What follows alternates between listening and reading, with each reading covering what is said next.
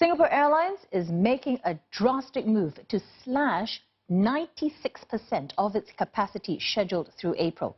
This comes as Singapore's air traffic virtually grinds to a stop. All short-term visitors will be barred from entering or transiting Singapore as of midnight.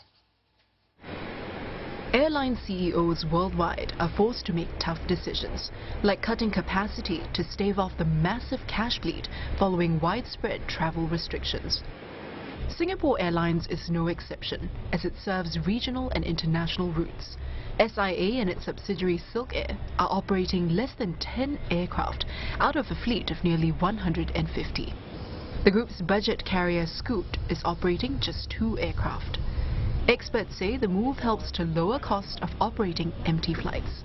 But it also means giving up a huge chunk of revenue, which is needed to help cover its high costs.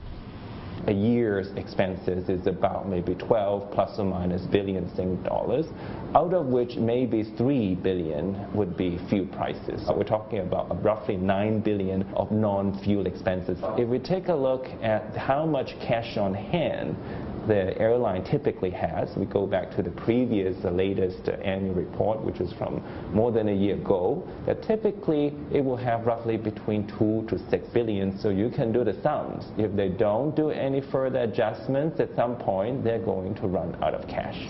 Experts say for the carrier to survive, it would need to further cut capacity to rein in expenses. Other options include storing planes in Australia or the US, where parking fees could be cheaper, or to retire older aircraft. However, industry watchers say SIA can't do it alone and would still need state support to stay afloat. A report by UOB Kay Hian says SIA would need at least $5 billion as backstop liquidity by June. It's impossible to say right now what form the government support might take.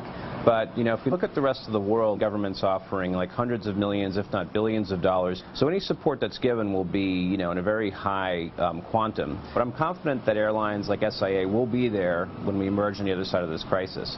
Whether they'll be quite as big as they were previously, it's hard to say. Experts say the national carrier plays a strategic part of the wider Singapore success story, with tourism making up nearly $18 billion or 4% of GDP. Analysts believe there will be considerable government support. SIA shares closed at $5.36, down almost 11%.